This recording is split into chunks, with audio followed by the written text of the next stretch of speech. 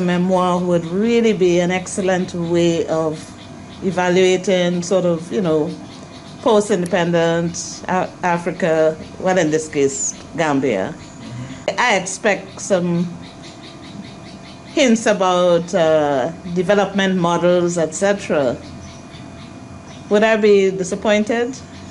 No, I mean, Gambia has been a star in terms of its political evolution. We were lucky to have good leadership after independence, and for almost 3 decades was one of the most stable countries on the continent. Had a multi-party system, a liberal president really, a statesman, respected human rights, etc. So that's Jawara, right? Yes, that was Jawara, and it was a free enterprise model with obviously a role for the government. But the economic gains were not transformative. People were still generally poor, and living standards did improve, but not to the extent that might have been possible, perhaps. So there was some disappointments with regard to that. And perhaps he stayed over too long, too. He's been there for 30 years, and after 3 decades, you tend to run out of energy. So there was some feeling that perhaps he should have moved on earlier than before he was overthrown in the coup. So can we say that we are seeing probably 3 different development models in a way? Number one, free enterprise, stability on the part of, you wouldn't call Jawara a dictator, right? Oh, not at all. He was a Democrat. He was a consummate Democrat, and one who believed in human rights, believed in all the constitutional guarantees that we all yearn for. All right, so we move from that to a model of, would you call it state intervention on the part of a dictator in this case? Well, we moved into an authoritarian model and a predatory state, if you will, where you had basically a measure of state capture. Jammeh could not be described as a Democrat in any sense. I mean, he plundered, he basically appropriated resources for his own benefit and for his cohorts, and did that successfully for 2 decades. I'm not sure he fits into an irrational political or economic model except a model of self-enrichment.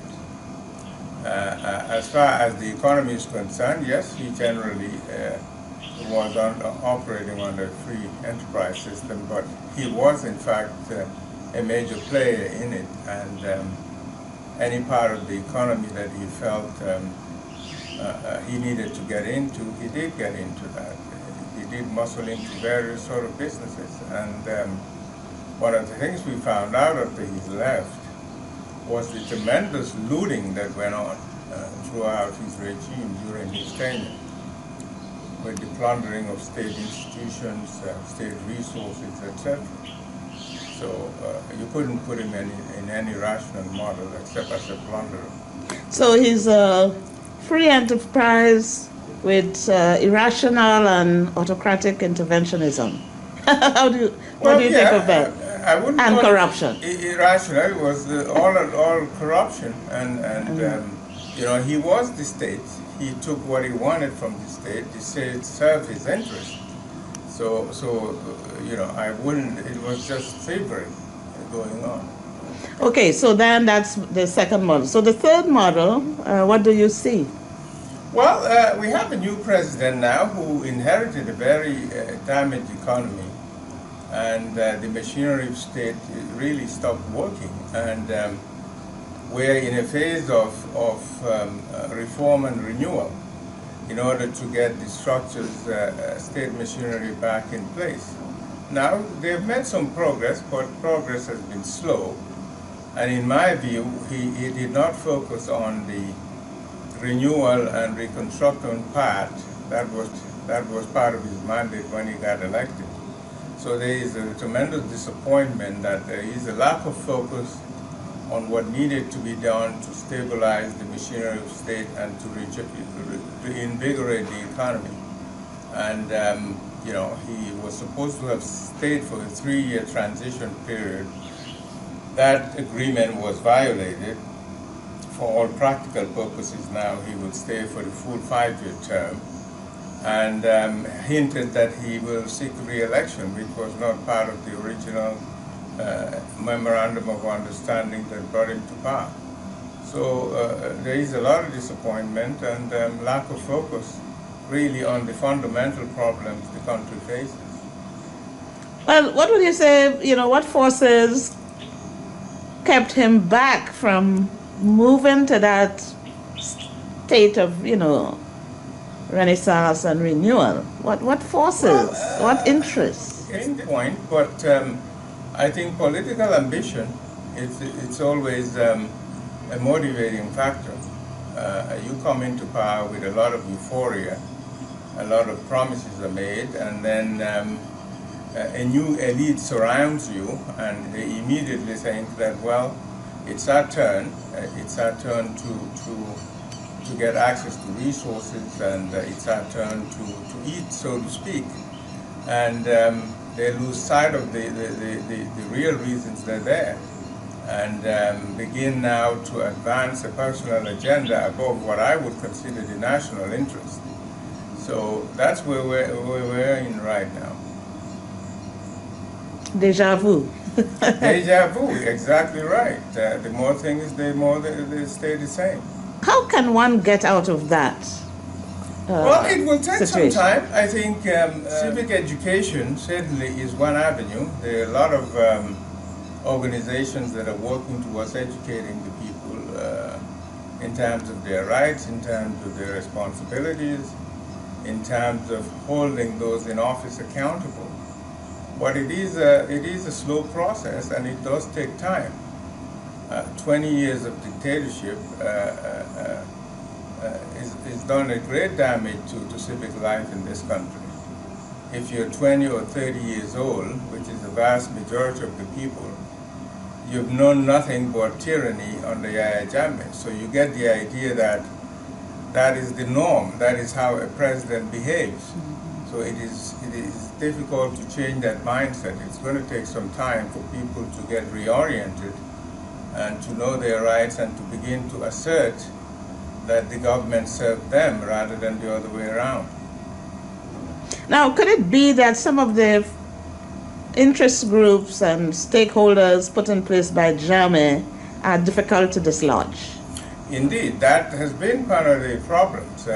Barrow has not taken, in my view, some of the measures he should have to dislodge those individuals who were part of the Jammeh architecture.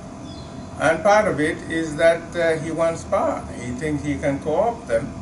He thinks they will do for him what they did for Jammeh. So he's building a huge tent, so to speak, including unsavory characters and enablers of the Jammeh regime to help him retain power. So then it's a matter of choice. It is a matter of choice. It is a deliberate calculation on his part that to retain power, I have to offend the least amount of people. And so what suffers in that regard is the structural changes he needed to make, both in terms of policy and personnel, are not made because the overriding aim is to win re-election. The Constitution, do we have 2 term limits? Or? Well, there is an ongoing Constitutional Review Commission. We have a draft constitution out for public comment. And the draft does provide for term limits, a two-term presidency, each 5-year term. And the draft constitution would include, if Barrow were to run again, this term as his first term as part of the 2-term provision. So he has not made any public comments regarding his stance on that, and we'll wait and see. So we have to hope that he doesn't do what a few presidents have succeeded in doing. For example, Cote d'Ivoire, we have Alassane changing the constitution to have 3 terms, and he's thinking of doing a 3rd term from all, information available. And then, of course, we have, it's not clear, Nigeria's Buhari, he says no, but, there's this 3rd term talk hovering in the horizon. So I'm basically saying that there's also a danger that the 3rd term situation may also emerge. Well, you cannot discount it, but first he has to get a 2nd term before thinking about a 3rd term. And, no, but usually what's done, what we've got to look at what others do. Now, Alassane Ouattara changed the constitution for this 3rd term scenario at a time when nobody thought he would even dream of another term. And that is why what goes into the constitution is very important, and that to ensure that there are adequate safeguards, that to change something like a 3rd term provision will have to go through a referendum, and to make it extremely difficult to change. I think Gambians have awoken to the idea that they cannot take anything for granted anymore. Now that's an interesting title. How did you arrive at it? Well, the title is taken from a Wolof proverb that goes like this: "Nyahadu feñ cib taw." So it's a literal translation, meaning that sometimes in struggles and endeavors, not everything is visible, not everything is within the glare of publicity. So that's the title of the book. So can you tell us something about the content? What is it about? Well, it's a memoir that I guess you could say is divided into 3 sections. The first deals with my early childhood in Banjul, the Gambia, before independence, and after independence, covers early schooling, growing up in close-knit family, neighborhood, primary school, secondary school, and work experience before moving on to the United States. The second phase covers my going to America and pursuing the American dream, graduating from university and pursuing a career there. And the third part talks about really looking back at my life and events that I have unfolded after my leaving the Gambia, and how I got pulled into that, looking back at the country that I knew as a child, and to see it falling apart, and try to make positive change regarding the Jammeh regime and what has befallen the country after my departure. So it's autobiographical in a way, and also a political look at where the Gambia has been and some suggestions of what the future may hold. So did you take into consideration the recent administration, or did you stop at the end of Jammeh's rule? No, I did a postscript, basically looking at what has happened, the changes that have taken place, and some of the trends that I have noticed, some positive, some worrying, and my plan is basically to remain engaged in the political and economic life of the country. So did you get a bit of the American dream?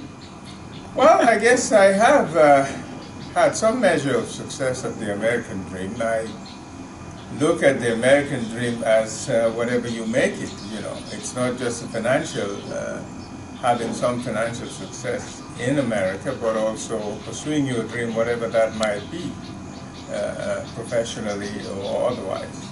Well, I want to thank you for agreeing for a short interview, and I really look forward to reading your text, well, your thank memoir. You very much. Thank you for the opportunity. You're most welcome. Thank you. La ilaha illallah, Gambia, Dawla Gambia, Senegali, Muse Abudu Jufu Barika, Côte d'Ivoire, Mofo Ibrahim Barika, Mali, Musa Traoré Barika.